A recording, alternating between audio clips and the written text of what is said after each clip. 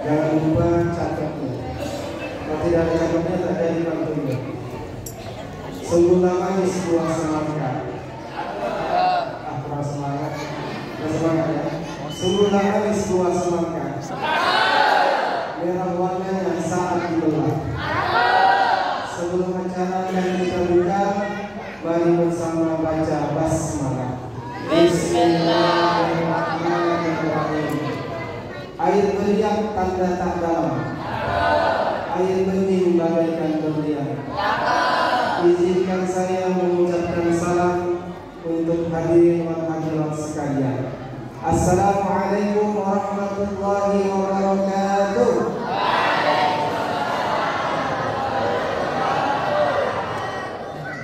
Yang terdengar hanya di tengah-tengah sini. Sebelah kanan dan kiri saya belum terlalu semangat. Daun salam, daun pepaya. Yang semangat jawab salam, saya doakan jadi orang kaya.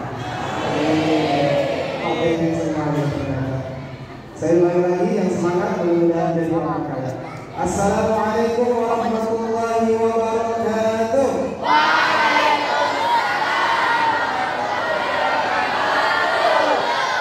Alhamdulillah semuanya calon-calon orang kaya. Yang kali ini sudah jadi kaya, mudah-mudahan tambah kaya, tambah dermawan dan tambah apa lagi tambah rezeki, tambah apa lagi Bu? Tambah sesuatu yang diinginkan oleh Ibu. Bismillahirrahmanirrahim. Alhamdulillahirabbil alamin. Wa bihi nasta'inuhu 'ala umuri dunya waddin. Wa asyhadu an la ilaha illallah wahdahu la syarika lah. La ma'budu bihaqqin illallah. Wa asyhadu anna Muhammadan 'abduhu wa rasuluhu la nabiyya ba'dah. Allahumma shalli 'ala sayyidina Muhammad wa 'ala alihi wa ashabihi ajma'in, amma ba'd. Yang sama-sama kita hormati, kita muliakan Bapak Kepala Kampung Pesayan. Ya, semoga Allah SWT memberikan kesehatan dan kekuatan kepada beliau untuk menjalankan amanahnya sebagai orang tua kita di Kampung Pesayan. Kepada seluruh pengurus masjid, seluruh buddha, seluruh panitia yang telah bekerja ekstra dalam mensukseskan kegiatan ini, semoga Allah membalas curahan keringat dan juga seluruh upaya untuk mensukseskan acara ini dengan kebaikan-kebaikan yang banyak di dunia dan akhirat. Amin ya rabbal alamin. Kepada seluruh ahli ulama, pimpinan pondok tahfiz, dan MTS, kepada seluruh ketua RT, dan juga kepada seluruh tamu undangan, bapak-bapak, ibu dan adik-adik, yang semoga tidaklah kita berangkat dari tempat ini kecuali yang sakit Allah akan sembuhkan penyakitnya. Yang kira-kira ada hutang, Allah mudahkan baginya untuk membayar hutang. Dan ketika ada sesuatu yang menjadi problem dalam rumah tangganya, semoga Allah mudahkan untuk menyelesaikan problemnya dengan sebaik-baiknya. Amin ya rabbal alamin. Alhamdulillah, kita bersyukur kepada Allah untuk kesekian kalinya Allah masih memberikan kesempatan kepada kita untuk menunjukkan bukti cinta kita kepada baginda Rasulullah Muhammad sallallahu alaihi wasallam dalam rangkaian acara peringatan Maulid Nabi Muhammad sallallahu alaihi wasallam tahun 2024 Masehi 1446 Hijriah dengan tema memperdalam rasa cinta pada Rasulullah dengan meneladani sifatnya dalam kehidupan sehari-hari. Di sebelahnya ada foto. Nah, foto siapakah itu?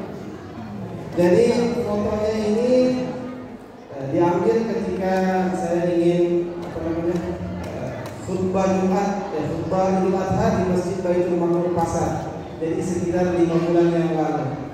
Karena saya kirim foto ini, jadi saya berupaya menggunakan pakaian yang sama dengan foto ini. Songkornya sama, bajunya sama, hanya ini saja yang berbeda. Dia agak lebih gelap. Kenapa harus semirip mungkin? Karena saat ini zamannya serba kepalsuan. Karena kalau seorang pegang HP, baru bangun tidur bahasanya, baru bangun tidur tapi mukanya kinclong. Padahal dia bangun dulu sikat gigi, pakai make up, baru pura-pura tidur. baru berhenti dulu, padahal sudah selesai berdandan dan berbagai macam kepalsuan yang lainnya. Mudah-mudahan hadirnya kita pada malam hari di tempat ini semoga menjadi sebab keberkahan bagi kita semua dan khusus warga di kampung Pesayan. Amin ya rabbal alamin. Jamaah yang dimuliakan oleh Allah Subhanahu wa taala.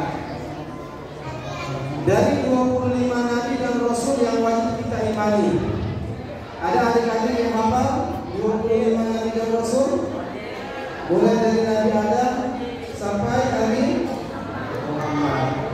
Ada 5 nabi yang istimewa. Dari 25 nabi ada 5 yang istimewa. Dia adalah nabi yang mendapatkan julukan ulul azmi. Siapa saja? Yang pertama, nabi yang memiliki mukjizat, mampu membuat bahtera atau kapal yang sangat besar.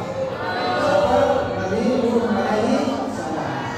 Kemudian yang kedua adalah nabi yang mendapatkan julukan bapaknya para nabi. Siapa? Nabi Ibrahim. Yang ketiga adalah nabi yang memiliki perawakan yang sangat besar, memiliki kekuatan yang luar biasa. Kalau ngumpul pakai tangan kanan kuburan, tangan kiri rumah sakit, tinggal pilih mana. Kalau ada yang macam-macam sama adik-adik sekalian, bapak ibu sekalian, ya tuh macam-macam sama saya. Tangan kiri rumah sakit, tangan kanan kuburan, pilih yang mana? Pilih yang kuburan aja lah, biar cepat masuk surga. Nabi Musa alaihi salam. Kemudian yang keempat, nabi yang memiliki mukjizat, kitab Injil. Nabi Isa. Dan yang terakhir Nabi Muhammad yang pada malam hari ini kita laksanakan maulidnya. Dan dari 5 nabi yang istimewa, ada 2 nabi yang super istimewa. Kayak tadi terang bulan aja, terang bulan biasa, istimewa, super istimewa. Siapakah 2 nabi yang super istimewa? Dia adalah baginda Rasulullah Muhammad sallallahu alaihi wasallam dan Nabi Ibrahim. Kenapa nabi ini super istimewa? Karena 2 nabi ini yang secara spesifik Allah jelaskan dalam Al-Quran memiliki suri tauladan yang baik. Nabi Ibrahim dalam surah Al-Mumtahanah ayat 4 Allah Subhanahu wa taala berfirman, A'udzubillahi minasyaitonir rajim. Bismillahirrahmanirrahim. Qad kanat lakum uswatun hasanatun fi Ibrahim walladzina ma'ah. Sungguh ada di dalam diri Nabi Ibrahim dan orang-orang yang bersamanya suri tauladan yang baik. Maka dianjurkan kita untuk mengikuti tauladan Nabi Ibrahim alaihi salam. Kemudian yang kedua, Nabi Muhammad sallallahu alaihi wasallam sebagaimana yang dibacakan oleh qari'ah tadi. Surah Al-Ahzab ayat 21. Semuanya insya Allah sudah hafal, terutama di bulan Maulid biasanya itu yang dibaca. Laqad kana lakum fi Rasulillahi uswatun hasanah ayat dan seterusnya. Sungguh ada pada diri Rasulullah SAW suri tauladan yang baik. Yang pada malam hari ini kita laksanakan peringatan hari besar Islam Maulid baginda Rasul sallallahu alaihi wasallam. Semoga ini betul-betul menjadi bukti kecintaan kita kepada beliau dan orang-orang yang mencintai beliau mudah-mudahan betul-betul akan bersama dengan beliau sebagaimana apa yang disampaikan oleh beliau. Amin ya rabbal alamin. Jadi orang-orang yang sangat sayang, sangat cinta kepada baginda Rasul SAW akan bersama beliau insyaallah di surga. Bahkan orang yang memusuhinya saja, ketika beliau sudah besar menjadi nabi, hanya karena pernah sekali dia senang ketika lahir baginda Rasul SAW, dan orang ini telah tercatat namanya di dalam neraka. Dia adalah paman baginda Rasul SAW yang bernama Abu Lahab. Jadi Abu Lahab itu adalah orang yang telah dicatat namanya dalam neraka. Ketika Rasulullah akan lahir, beliau itu senantiasa sering mengunjungi Aminah, mempertanyakan bagaimana sudah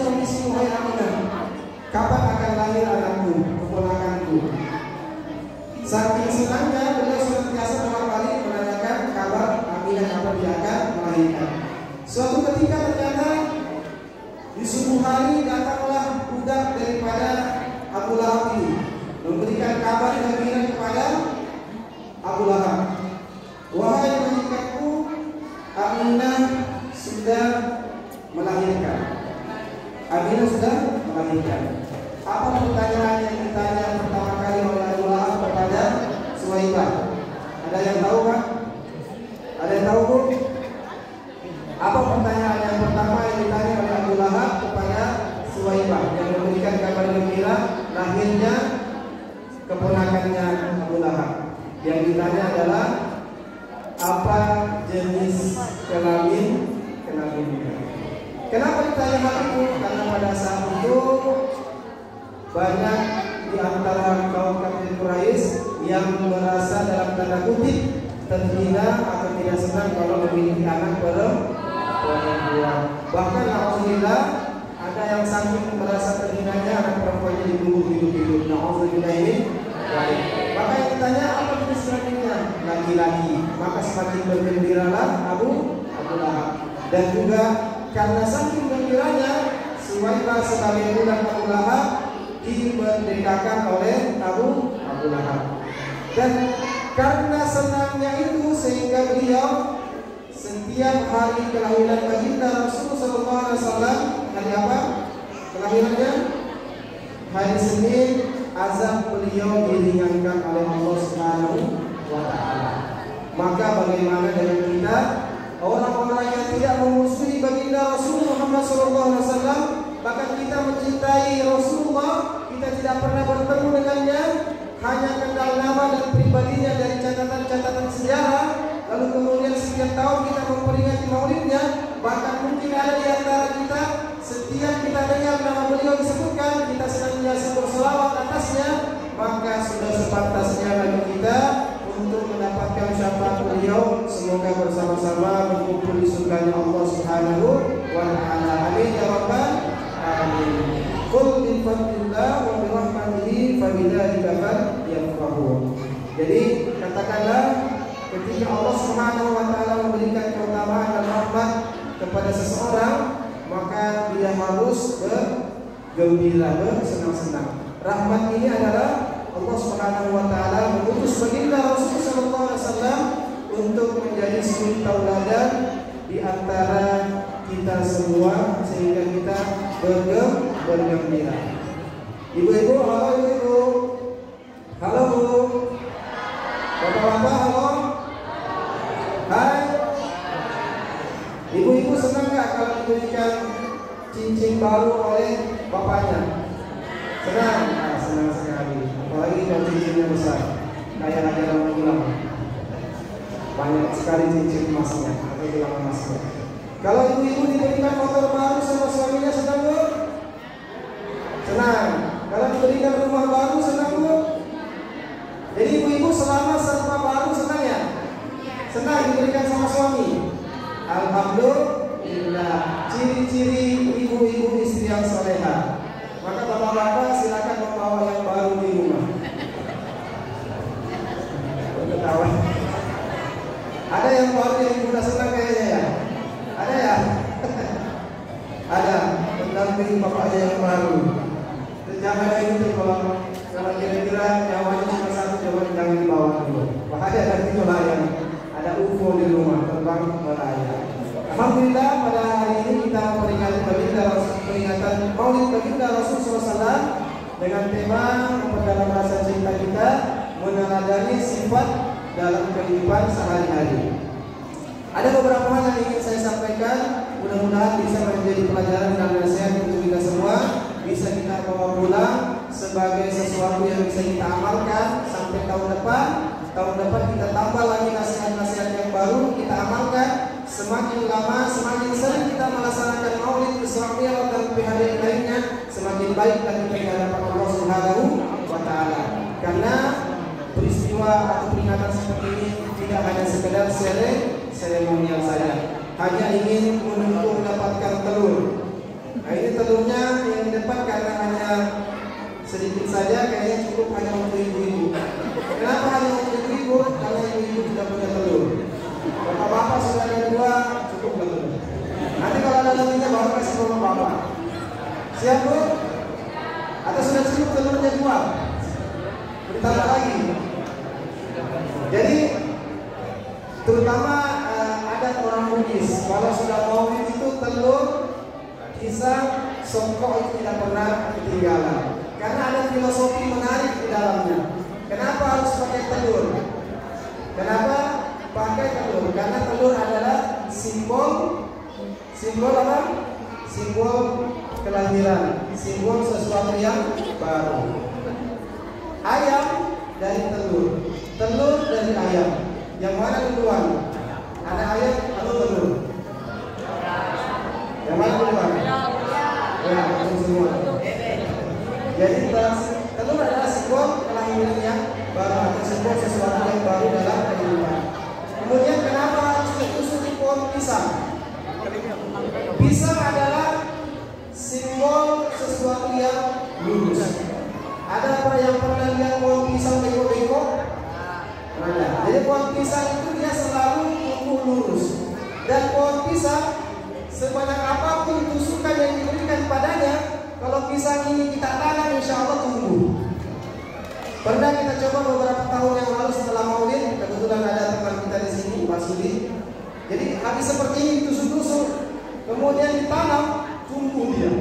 Nah itulah hebatnya pisang. Filosofi pisang, dia senantiasa tumbuh lurus dan senantiasa tahan akan berbagai macam ujian. Dan setiap manusia diharuskan sebagaimana filosofi pisang. Dia harus selalu tegak lurus, menghambakan dirinya hanya kepada Allah. Kenapa harus menghambakan dirinya hanya kepada Allah? Bahwa dia tahu dia dikontrol oleh Allah Subhanahu wa Ta'ala. Dunia bukanlah tempat tinggal, tetapi dunia adalah tempat meninggal. Hidup bukanlah untuk hidup, tetapi hidup adalah untuk menghambakan diri kita kepada yang maha hidup.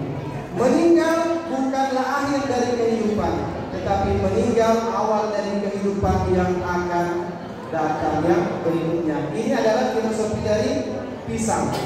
Kemudian apa filosofi dari songkok? Ada yang tahu? Yang tahu Pak? Kenapa harus pakai songkok? Kenapa tidak nasi biasa saja? Karena kalau kita lihat songkok itu dia senantiasa melengket berkumpul satu dengan yang lainnya. Itulah simbol persatuan. Walaupun di sini wajahnya beda-beda, warna kulitnya beda-beda, rambutnya beda-beda, ada yang punya rambut, ada yang tidak punya rambut, ada yang rambutnya lurus, ada yang keriting, giginya beda-beda, ada yang sebanyak giginya, ada yang sebanyak giginya. Tetapi kita semua harus bersatu dalam akidah tauhid la ilaha illallah. Jadi ini adalah filosofi yang perlu kita perhatikan baik-baik. Kenapa? Terutama orang-orang Bugis adatnya selalu ada pisang, pohon pisang, telur dan juga songkok. Mudah-mudahan menjadi pelajaran bagi kita semua. Kenapa kita harus meneladani baginda Rasul Sallallahu Alaihi Wasallam? Ada 4 hal keutamaan bagi orang-orang yang meneladani teladan baginda Rasul Sallallahu Alaihi Wasallam, sekecil apapun itu. Berkata Al-Habib dari Surabaya tahun yang lalu, beliau datang ke Merau, Habib Ahmad Yunus Al-Mundor.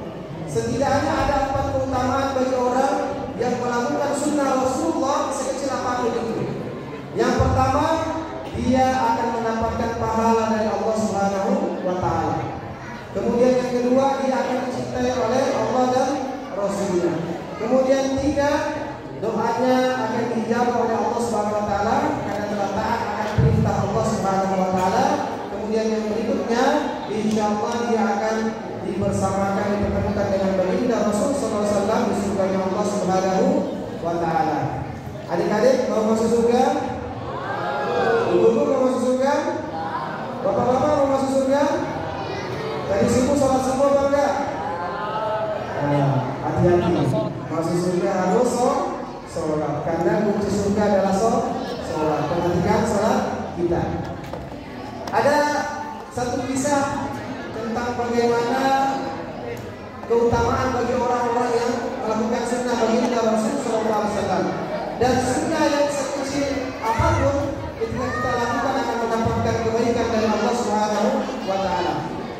Ada yang kenal ulama ahli hadis di zamannya yang bernama Sufyan As-Tsauri.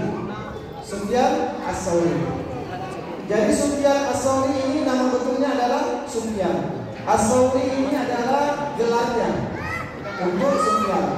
Kenapa dia mendapatkan gelar As-Tsauri? Ini juga yang saya sampaikan adalah apa yang pernah disampaikan oleh Al-Habib Ahmad Al-Mundor, Ahmad Turus Al-Mundor. Jadi suatu ketika Sufyan ini ketika masih berguru dengan gurunya, beliau mau masuk ke dalam masjid. Ternyata gurunya ada duduk di sekitaran masjid. Melihat Sufyan akan masuk ke dalam masjid. Begitu Sufyan masuk ke dalam masjid, gurunya langsung teriak, "Ya Sur!" Kenapa gurunya teriak? Apa artinya As-Sur? Sur artinya banteng. Jadi gurunya menegur muridnya Sufyan karena melakukan kesalahan kecil saja waktu masuk ke dalam masjid. Ternyata ketika itu Sufyan masuk ke dalam masjid menggunakan kaki kiri duluan. Maka guru Sufyan ini langsung mengatakan kepada Sufyan, "Bukankah engkau selama ini telah belajar adab bagaimana masuk keluar masjid? Bukankah selama ini engkau telah belajar bagaimana sunnah baginda Rasul sallallahu alaihi wasallam? Kenapa tadi ketika engkau masuk ke dalam masjid menggunakan kaki kiri duluan? Sehingga saya memanggil ya Sur, wahai banteng." Kira-kira ibu-ibu, bapak-bapak, ada nggak yang memperhatikan setiap masuk masjid kaki kanan duluan? Kira-kira gimana? Ibu-ibu tadi masuk masjid kaki kanan atau kiri duluan, Bu? Gak perhatikan Ustaz, buat asal masuk aja sudah. Apalagi kalau Ustaz bawa kue, sampai senangnya nggak tahu sudah yang mana duluan. Nah itulah kita. Kadang-kadang hal yang sepele kita tidak perhatikan, padahal keutamaannya sangat besar dari Allah. Kita mendapatkan 4 keutamaan yang telah saya sampaikan di awal. Sekecil apapun sunnah Rasulullah yang kita lakukan, kita akan mendapatkan keutamaan yang besar. Sufyan As-Tsauri hanya karena melakukan kesalahan yang kecil, masuk masjid pakai kaki kiri duluan, beliau langsung mendapatkan gelar As-Tsauri, si Sufyan si banteng karena kesalahan. Maka bagaimana dengan kita kalau setiap melakukan sesuatu kita tidak perhatikan, bahkan kita tidak sesuai dengan sunnah baginda Rasul sallallahu alaihi wasallam. Ada satu kisah lagi bagaimana seseorang yang senantiasa melakukan sunnah baginda Rasul sallallahu alaihi wasallam akan mendapatkan keutamaan yang banyak dari Allah Subhanahu wa taala. Suatu ketika Rasulullah sedang duduk-duduk, di sampingnya ada seseorang yang sedang makan. Orang yang sedang makan ini dilihat oleh Rasulullah. Kemudian Rasulullah tertawa. Maka bingung yang orang yang makan ini, kenapa Rasulullah menertawakan saya? Maka pada saat itu orang yang lagi makan akan menyuap suapan terakhir dari makanannya. Beliau langsung sadar, astagfirullah, ternyata saya belum apa? Belum baca doa. Jadi Rasulullah pada saat itu kenapa dia tertawa melihat orang tadi makan?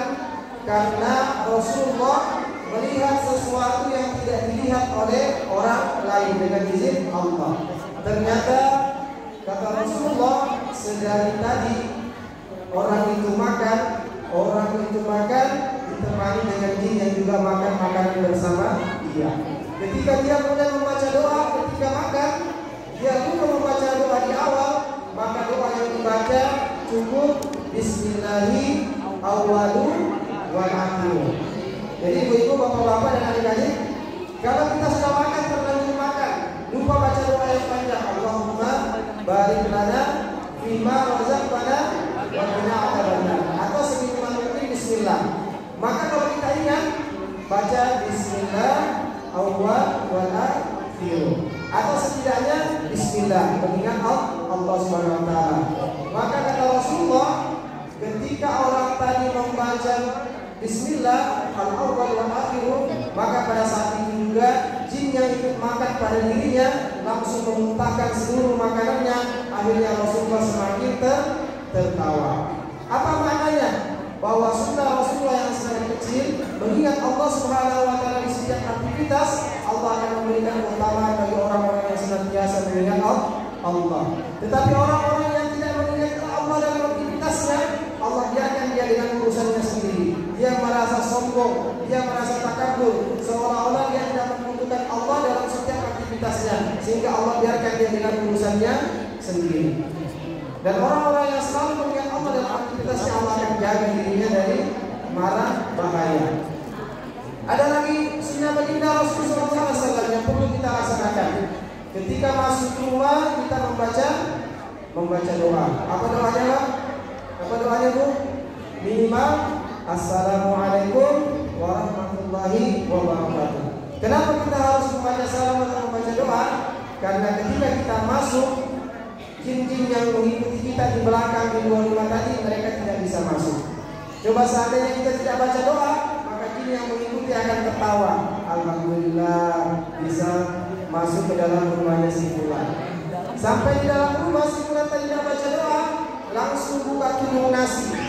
Mau makan, buka tudung nasi, begitu makan tidak baca doa lagi, maka tertawa lagi jinnya.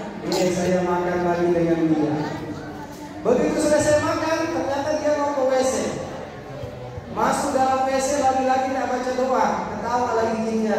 Kelihatan semuanya. Kemudian keluar dari WC mau tidur.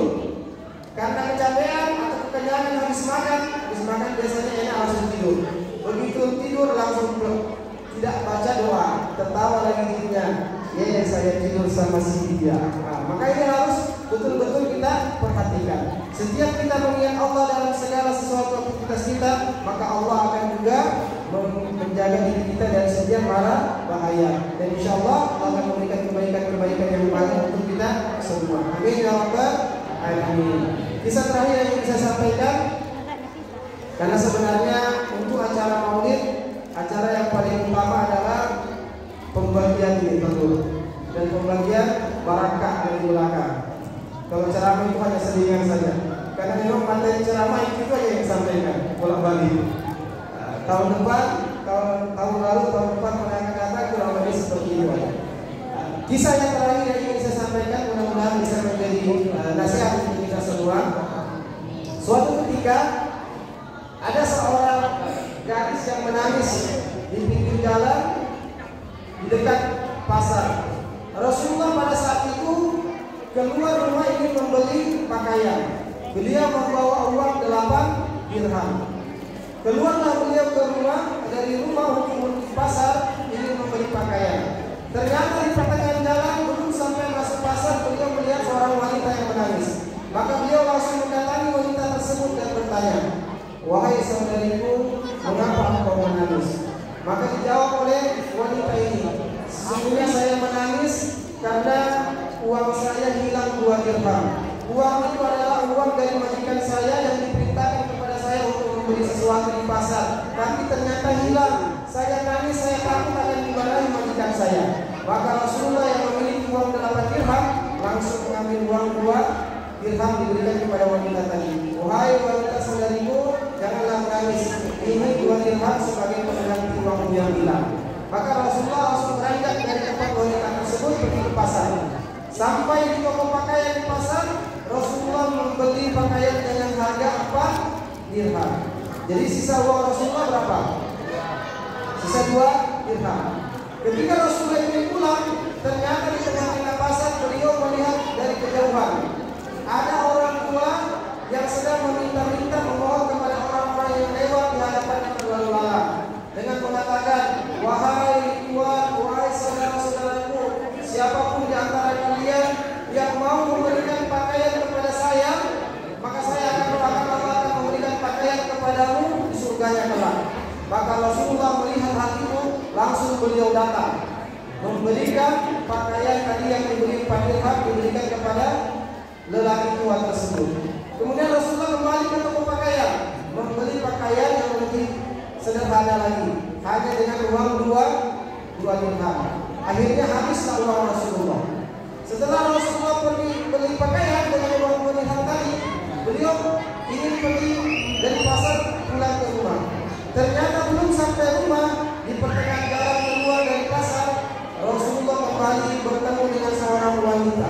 yang juga menangis. Begitu didekati, ternyata wanita yang menangis itu adalah wanita yang sedari awal tadi ditemui. Maka Rasulullah bertanya, wahai saudariku, bukankah engkau tadi wanita yang sudah diberikan uang 2 dirham sebagai ganti uang hitam, dan engkau sekarang sudah membeli sesuatu yang diperintahkan oleh majikanmu? Kenapa engkau masih menangis, tidak langsung pulang kepada majikanmu? Maka wanita ini menjawab, wahai Tuhan, saya takut kepada majikan saya. Kenapa takut lagi?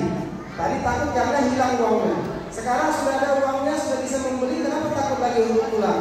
Saya takut kalau saya pulang sekarang, saya kembali dimarahi majikan saya karena saya sudah terlalu lama keluar dari rumah. Maka Rasulullah berinisiatif langsung mengatakan kepada wanita ini, wahai saudariku, kalau seperti itu, mari bersama dengan saya pergi ke rumah majikanmu. Biarlah saya yang sampaikan semua keluhanmu dan apa yang terjadi pada dirimu pada saat ini. Maka beliau berjalan dengan wanita itu. Sesampainya di rumah majikannya, maka Rasulullah langsung menutup pintu dan mengucapkan salam. Assalamualaikum warahmatullahi wabarakatuh. Ternyata tidak ada jawaban. Diketuk lagi yang kedua, mengucapkan salam. Assalamualaikum warahmatullahi wabarakatuh. Tidak ada lagi jawaban. Diketuk lagi yang ketiga, mengucapkan salam. Assalamualaikum warahmatullahi wabarakatuh. Baru terbuka pintunya. Kemudian suami istri majikan dari saudari tadi keluar. Waalaikumsalam warahmatullahi wabarakatuh, dengan wajah yang berseri-seri. Ternyata ketika Rasulullah tanya, wahai saudara-saudariku, kenapa engkau tidak dari tadi membuka pintu dan menjawab salamku? Maka kata majikan ini, wahai hamba Allah, wahai kekasih Allah, wahai Rasulullah, sesungguhnya kami sedari tadi telah mendengarkan salammu. Kami tahu engkau datang ke rumah kami. Saking kami senang didatangi oleh manusia pilihan Allah yang paling mulia, maka kami sengaja menunggu engkau memperbanyak doa kepada kami. Maka kami sangat senang ketika didoakan oleh Rasulullah Nabiullah, kekasih Allah Subhanahu wa taala. Maka salam yang ketiga baru kami keluar dan menjawab salammu. Karena memang salam adalah doa. Semakin banyak kita bersalam dan menjawab salam, maka semakin banyak doa-doa itu akan sampai pada diri kita dan saudara-saudara kita. Lalu kemudian Rasulullah menjelaskan, wahai saudara-saudariku, sesungguhnya budak perempuanmu ini telah terjadi hal seperti ini padanya. Dijelaskan. Saking senangnya majikan ini, beliau langsung mengatakan, wahai Rasulullah, mulai saat ini hamba sahaya perempuan ini saya merdekakan, karena sangat senang didatangi disambangi oleh Rasul Shallallahu Alaihi Wasallam. Maka beliau langsung mengatakan, sesungguhnya tidak ada uang 8 dirham yang lebih barokah, yang lebih bermanfaat dari uang 8 dirham yang dibawa oleh Rasulullah pada saat itu. Karena hanya dengan uang 8 dirham, beliau bisa membantu 2 orang yang sedang dalam kesulitan. Dan barang siapa yang membantu kesulitan seseorang di dunia, ketika dia mendapatkan kesulitan, insya Allah Allah akan membantu urusannya kelak di yaumil akhir, ketika tidak ada bantuan lagi kecuali dengan izin Allah Subhanahu wa taala. Hanya dengan uang 8 dirham beliau mampu memerdekakan budak. Padahal pada saat itu untuk memerdekakan budak membutuhkan ribuan dirham untuk bisa membebaskan satu budak. Tetapi hanya dengan uang 8 dirham beliau bisa membebaskan budak. Ini adalah uang yang sangat barokah. Apa pelajaran yang bisa kita ambil dari kisah ini? Yang pertama, bahwa kita harus menumbuhkan sikap empati, bukan simpati. Kalau simpati hanya sekedar merasa sedih. Misalnya ada saudara kita yang sedih karena kehilangan sesuatu atau kehilangan keluarganya, kita datang, wahai saudaraku, saya yang sedih. Nah, itu sekedar simpati. Tetapi kalau empati, wahai saudaraku, saya turut berduka cita, kemudian dia mengambil sesuatu untuk memberikan kepada saudaranya. Misalnya dari kehilangan ayam, temannya datang langsung bawa ayam ini, ayam sebagai gantinya. Itu namanya empati. Begitulah yang dilakukan Rasulullah. Ketika bertemu dengan 2 orang yang kesulitan pada saat itu, Rasulullah tidak hanya sekedar mendengarkan keluhannya, tetapi Rasulullah langsung memberikan solusi atas keluhannya. Itu adalah sikap empati. Kemudian yang kedua, kita harus menumbuhkan rasa dermawan dalam diri kita. Bapak Ibu yang dimuliakan oleh Allah Subhanahu wa taala. harta yang kita miliki saat ini apakah betul-betul harta kita atau bukan harta kita. Sesungguhnya harta yang kita gunakan saat ini ataupun selama ini yang kita makan menjadi apa? Kotoran. Yang kita pakai lambat laun akan rusak dan akan menjadi lap. Tetapi harta yang sebenarnya adalah harta yang kita keluarkan di jalan Allah Subhanahu wa Ta'ala. Apalagi saudara-saudara kita pada saat ini di Palestina membutuhkan uluran tangan kita semua. Jadi kalau ada misalnya lembaga-lembaga kemanusiaan terkhusus untuk Palestina datang ke tempat kita, maka gunakanlah kesempatan itu untuk berbagi empati dan dermawan, dan semoga itu untuk menjadi harta kita yang barokah kelak di yaumil akhir. Karena kalau harta kita simpan, kita tumpuk, khawatir digunakan oleh orang lain. Misalnya ibu-ibu yang masih muda diberikan gaji oleh suaminya 10 juta 1 bulan. Ternyata hanya digunakan 1 bulan 5 juta. Masih ada 5 juta. Ibu-ibu simpan terus 5 juta itu. Lama-kelamaan ternyata, mohon maaf, ternyata yang meninggal duluan ibunya. Nanti uangnya dipakai sama bapaknya untuk nikah lagi. Tetapi kalau ibu-ibu simpan 5 juta tidak disimpan semua. Paling simpan 2 juta atau 2 juta setengah. Sisanya infakkan di jalan Allah. Maka yang sisanya yang kita infakkan di jalan Allah itulah yang menjadi harta yang sebenarnya. Begitu pula sebaliknya. Bapak-bapak yang gajinya misalnya 100 juta 1 bulan, digunakan hanya 50 juta. Jangan disimpan terlalu banyak. Khawatir nanti bapak-bapak meninggal duluan, nanti istrinya nikah lagi. Nanti suami berikutnya yang gunakan. Maka harta yang kita miliki yang sebenarnya adalah yang kita infakkan di jalan Allah. Makanya saya pribadi dengan istri sudah membuat sebuah komitmen. Kalau ada dana yang memiliki sendiri atau yang saya berikan kepadamu, silakan mengeluarkan seberapapun yang saya tidak ketahui. Itu urusannya. Begitu pula saya, ketika ada dana yang masuk kepada saya tidak akan berikan semua kepadamu, tapi ada sebagian saya berikan kepada orang lain atau pihak fisabilillah yang engkau tidak tahu nominalnya. Kenapa? Kita butuh amalan-amalan tersembunyi yang amalan ini menjadi amalan utama kelak kita di yaumil akhir. Jadi istri tidak perlu tahu, suami pun tidak perlu tahu. Kita sudah komitmen. Yang penting dana itu betul-betul digunakan untuk jihad fisabilillah, maka berapapun nominal dana itu insya Allah barokah. Itulah yang akan kita rasakan kelak di yaumil akhir. Jangan terlalu banyak menyimpan uang, karena uang itu juga bisa menjadi sumber masalah kalau ternyata anak-anak kita tidak dididik dengan agama, kita tidak dididik dengan pondok-pondok Al-Quran ataupun sekolah-sekolah Islami. Khawatir terlalu banyak harta yang kita tumpuk, begitu kita meninggal, anak kita tidak paham dengan ilmu agama, itu yang membuat mereka akhirnya berpecah, bahkan sampai rela saling bunuh untuk mendapatkan harta dari orang tuanya. Na'udzubillah ini zalim. Tetapi yang paling berkah, yang saya juga kadang-kadang merasa sedih dan agak aneh melihatnya. Banyak di antara saudara-saudara kita yang mudah-mudahan di sini tidak ada. Dia dari harta berkecukupan, segala sesuatunya dia miliki, tetapi memasukkan anaknya di sekolah-sekolah yang biasa saja. Padahal kalau dia memasukkan anaknya di sekolah pesantren yang dananya besar dia keluarkan, dia mampu. Tetapi dia hanya memasukkan anaknya di sekolah-sekolah biasa yang hari ini, mohon maaf, terlalu banyak sekolah-sekolah yang biasa itu yang tidak bisa mengkantor bagaimana kehidupan ujian-ujian anak-anak pada hari ini. Maka kalau kita memiliki dana yang lebih, maka kita masukkan anak-anak kita ke sekolah-sekolah Islami. Walaupun mungkin banyak dana yang kita keluarkan, tetapi insya Allah itulah yang membuat kita barokah. Itulah yang membuat kehidupan keluarga kita dan kita semua menjadi barokah. Jangan sampai kita takut seolah-olah tidak berani saya masukkan anak saya di pesantren ini karena besar sekali bulanannya. Bulanannya kalau dihitung satu anak misalnya 5 juta. Sementara gaji suami cuma 3 juta setengah. Secara nalar logika tidak akan masuk itu hitungan. Tetapi kalau kita sudah menyerahkan kepada Allah, Bismillah ya Allah, saya ingatkan anak ini untuk dijalankan oleh Allah. Engkau lah yang mengatur rezekinya dan rezeki kami Allah mudahkan, maka Allah akan mudahkan. Kalau saya pribadi juga menghitung itu, Anak saya ada 3, ada 4 di sekolah swasta, 1 yang sekolah biasa. Kalau kita hitung dengan pendapatan maka tidak masuk. Tetapi ternyata selama ini Allah mudahkan, bahkan Allah berikan dari rezeki itu untuk anak-anak sendiri. Jadi jangan takut. Terutama yang memang kita memiliki rezeki yang berlimpah, maka gunakan rezeki itu untuk mendidik anak-anak kita dalam ilmu agama. Bukan berarti saya mengatakan jangan dimasukkan di sekolah umum, tidak.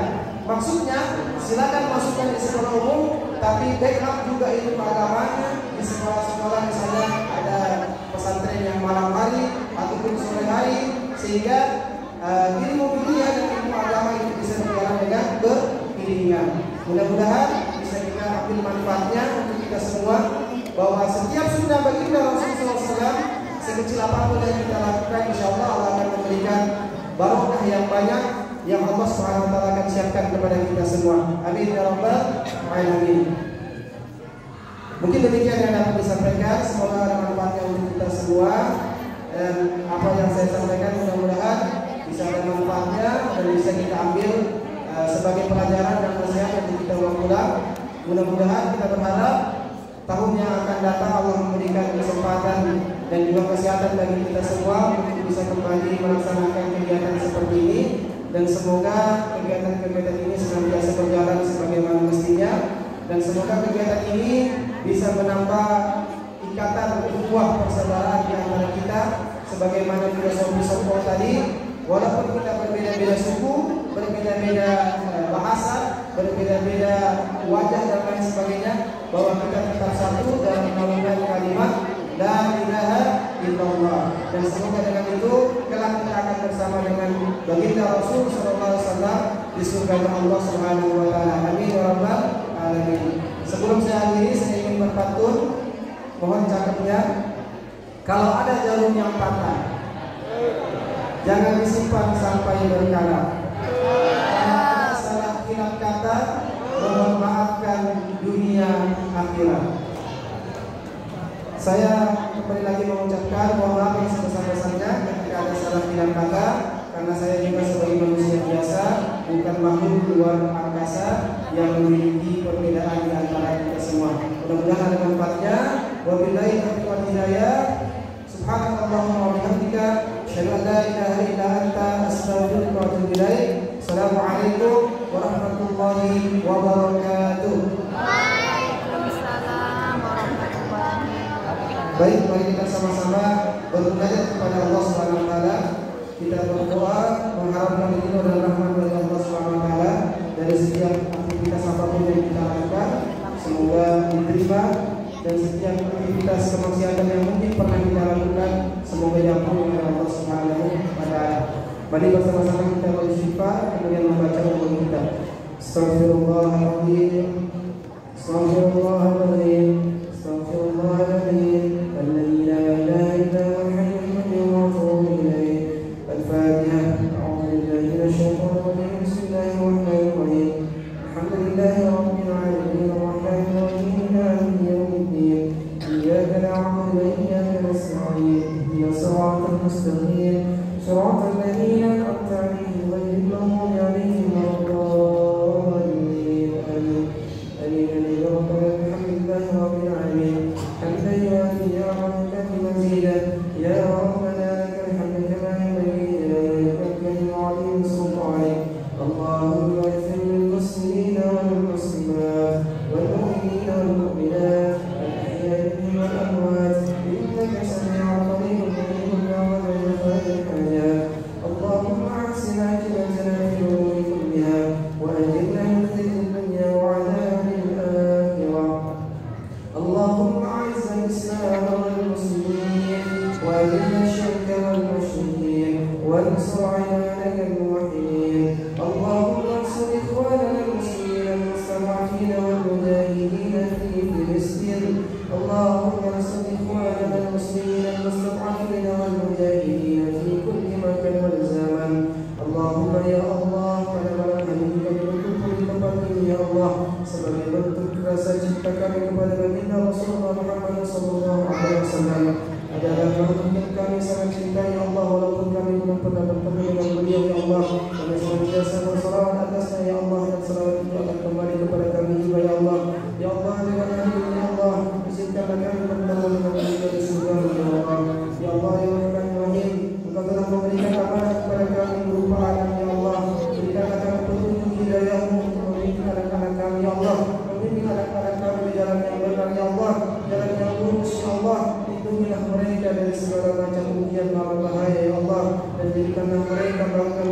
kami sebagai orang tuanya ya Allah.